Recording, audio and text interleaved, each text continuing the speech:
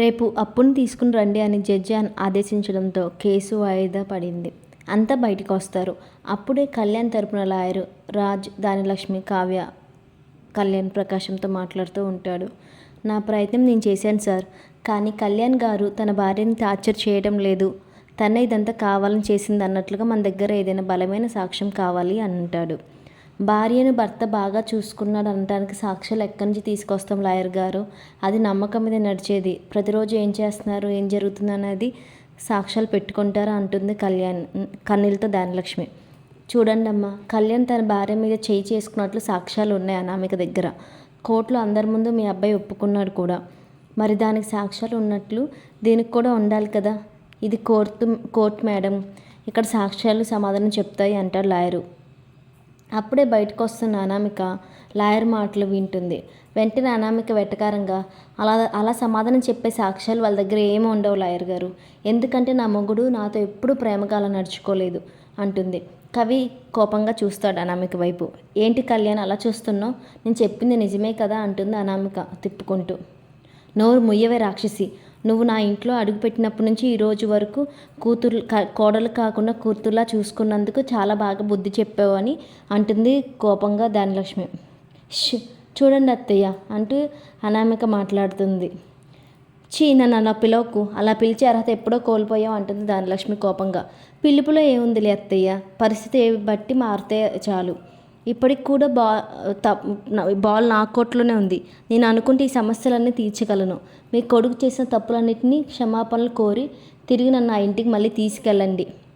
నేను వెంటనే ఇప్పుడే కేసు వెనక్కి తీసుకుంటాను అంటుంది అనామిక. అప్పుడు నువ్వు నన్ను ప్రేమించావు అంటే నిన్ను నమ్మి మోసపోయాను, ఇప్పుడు మళ్ళీ మోసకపోవడానికి నేను సిద్ధంగా లేడు అంటాడు కళ్యాణ్. సరే అయితే రేపు కోర్టులోనే చూసుకుందాం.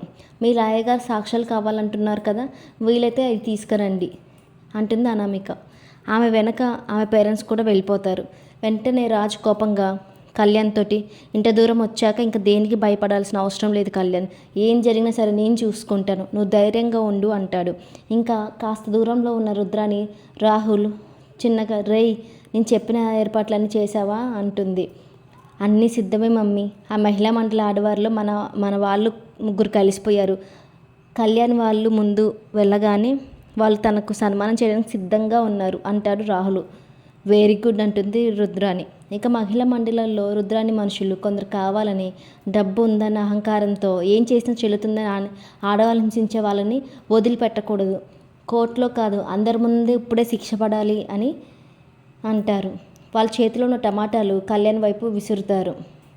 కళ్యాణ్ చేతులు అడ్డం పెట్టుకుంటాడు. అతడి పక్కనే ఉన్న పోలీసులు కూడా ఆపడానికి ట్రై చేస్తారు, అయినా ఆగరు వాళ్ళు. కోర్టు మెట్ల దగ్గర నిలబడి రాజ్, దానిలక్ష్మి, కావ్య, ప్రకాశం చూసి పరుగున వచ్చి ఆపండి ప్లీజ్ ఆపండి అంటూ అడ్డుపడతారు. దాంతో వాళ్ళు ఆగుతారు. అప్పుడే కారు ఎక్కబోతున్న అనామిక చూసి నవ్వుకుంటుంది. బాగా జరిగిందన్నట్లుగా చూస్తుంది. ఇక రాజ్ టమాటాలతో కొట్టి ఆడవాళ్ళతో ఇలా అంటాడు, పిల్లలు తప్పు చేస్తే ఆ తప్పు తండ్రిది, అలాగే నా తమ్ముడు తప్పు చేస్తే అది నాది, నాకు వేయని శిక్ష అంటాడు. అలాంటి నీచుడికి సపోర్ట్ చేస్తుంది ఇలాంటి అన్నయ్యకి కూడా వదిలిపెట్టకూడదు, కొట్టండి అంటూ టమాటాలు గుడ్లు విసురుతారు రాజుపైకి. అప్పుడు కావ్య, దానలక్ష్మి, ప్రకాశం, కవి అందరూ అడ్డుపడతారు. కావ్యతో సహా అందరినీ తోసి ఆ టమాటాలు గుడ్లు ఎదురుగా నిలబడతాడు రాజ్. అదంతా చూసి సరిపోయింది అన్నట్లుగా నవ్వుకుంటారు అనామిక, రాహుల్, రుద్రాని. కళ్యాణ్ కోసం ఏర్పాట్లు చేస్తే రాజ్ దొరికిపోయారు. ఇది కూడా మనకు కావాల్సింది, నన్ను నా కొడుకుని ఎదగకుండా అడ్డుపడుతున్నందుకు మీ ఫ్యామిలీకి నేను వేసిన శిక్ష ఇదే అంటూ రుద్రాని ముసిముసి నవ్వుకుంటారు. అనామిక ఫ్యామిలీ కూడా చూస్తూనే నిలబడతారు. కాసేపటికి మహిళా మండలిలో ఉన్న రుద్రాని మనుషుల దగ్గర ఉన్న కోడిగుడ్లు టమాటాలు అయిపోతాయి. వాళ్ళు కొట్టడం ఆపేస్తారు. వెంటనే రాజు ఆవేశంగా అంటాడు, అయిపోయిందా, మీ ఆవేశం చల్లారిందా? ఒక ఆడదానికి అన్యాయం జరిగింది అనగానే తన వెనక ఇంతమంది అండగా నిలబడడం చాలా మంచి విషయం. మీ సంకల్పం చాలా గొప్పది, కానీ మీరు నమ్మిన మనిషి తప్పుడు మనిషి. ఆ తప్పుడు మనుషుల మాట విని ఇవాళ మీరు కూడా తప్పు చేశారు, కానీ నిజం ఎక్కువ రోజులు ఆగదు, బయటికి వస్తుంది. మీకు ఆ రోజు అర్థమవుతుంది మీరు ఏం తప్పు చేశారని అంటాడు బాధగా. ఇక కవిని పోలీసులు తీసుకెళ్తారు. రాజ్, కావ్య, ధనలక్ష్మి, ప్రకాశం తమ కారు దగ్గరికి వెళ్తూ అక్కడే నిలబడిన అనామిక వైపు కోపంగా చూస్తారు. ధనలక్ష్మి అయితే ఛీ అని అసహ్యంగా మొహం పెట్టి మరీ రాజు వాళ్ళతో ముందుకు నడుస్తుంది. అనామిక అసలు పట్టించుకోదు. ఇక ఇంటికి వెళ్ళాక సీతారామయ్య, ఇంద్రాదేవిల ముందు జరిగింది ఉంచుతారు రాజు వాళ్ళు. హాల్లో కళ్యాణ్ తప్ప అందరూ పంచాయతీలో ఉంటారు. రుద్రాన్, రాహుల్ తప్ప అందరూ బాధగా ఆలోచిస్తారు. ఈరోజు మన వంశ చరిత్రలో చాలా పెద్ద పరాభవం జరిగింది. ఆ అనామిక కుటుంబం మొత్తాన్ని కోర్టు దగ్గరికి లాగింది. ఏం సాధించాలని, ఎందుకు ఇంత దూరం వెళ్ళింది? ఈ కుటుంబం కానీ కళ్యాణ్ కానీ అనామికని ఏ అపకారం చేయలేదు కదా అంటాడు సీతారామయ్య. నువ్వే చూసావు కదా బావా, తల్లిని తండ్రిని పంచాయతీకి పిలిచిన పిల్ల ఇంట్లో అందరిని ఎన్ని మాటలు అన్నదో అని అంటుంది బాధగా.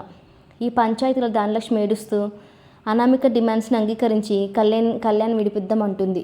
దానికి ప్రకాశం కోపంగా, బుద్ధి లేదా, సిగ్గు లేదా, అందరి తలలు అనామిక కాళ్ళ దగ్గర పెట్టమని చెప్తున్నావా అంటూ ఊగిపోతాడు. రాజు అతన్ని అదుపు చేస్తాడు. ఆ వెంటనే కావ్య కూడా ఏదో సర్ది చెప్తుంటే ధనలక్ష్మి కావ్య మీద కోపడుతుంది. ఇదంతా నీ కుటుంబం వల్ల, నీ చెల్లి వల్ల వచ్చింది అని తప్పుగా మాట్లాడుతుంది. వెంటనే స్వప్న కూడా ఏకిపారేస్తుంది. మీకు దమ్ము లేక, సత్తా లేక కోడల్ని అదుపులో పెట్టుకోలేదు అంటూ ఇచ్చి పడేస్తుంది. ఇంకా రేపటి ఎపిసోడ్లో అనామిక తన ఇంటి ముందు కూర్చొని జ్యూస్ తాగుతూ ఉంటుంది. అప్పుడే ఇంటి ముందుకి ఒక కారు వచ్చి ఆగుతుంది. అందులోంచి కావ్య దిగుతుంది. పొగరుగా అనామిక కుర్చీలోని కాలు మీద కాలు వేసుకుని కాలు ఊపుతా కూర్చుంది. కావ్య వినయంగా ఆమె ముందుకు వస్తుంది. కావ్య చేతిలో ఫోన్ తప్ప ఇంకేం ఉండదు. మన ఊహ నిజమైతే దానిలో రికార్డ్ చేస్తుంది అనామిక మాటలని కావ్య. అనామికతో ఇలా అంటుంది, నువ్వు అడుగు పెట్టింది దుగ్గురారు వాళ్ళ ఇంట్లో 10 లక్షల కోసం నీ పుట్టింటి వాళ్ళు నీ చేత అత్తింట్లో చెక్ దొంగతనం చేయించారు అంటే వాళ్ళకి ఎన్ని కోట్ల అప్పు ఉందో తెలిసిపోతుంది అంటుంది కావ్య. కావ్య మాటలకు అనామిక షాక్ అవుతుంది. మీ పుట్టింటి వాళ్ళకు దోచిపెట్టడం కోసమే కదా నువ్వు కళ్యాణ్ మీద ఇంత ఒత్తిడి తీసుకొస్తున్నావు అంటుంది కావ్య. మరి అనామిక నోటి నుంచి నిజం చెప్పించడానికి అని ఆ మాటలు అర్థమవుతున్నాయి. అనామిక తెగింపుగా తన చేసేవన్నీ ఒప్పుకోవడం హైలైట్గా నిలిచింది. అవును, నా పుట్టింటి అప్పులు తీర్చడానికి నాకు డబ్బు కావాలి కాబట్టి జైలు దాకా వెళ్తే కళ్యాణ్ దిగి వస్తాడని కేసు పెట్టాను. ఇక కళ్యాణ్ దిగి రాక తప్పదు అంటూ అనామిక కావ్యతో చెప్తుంది.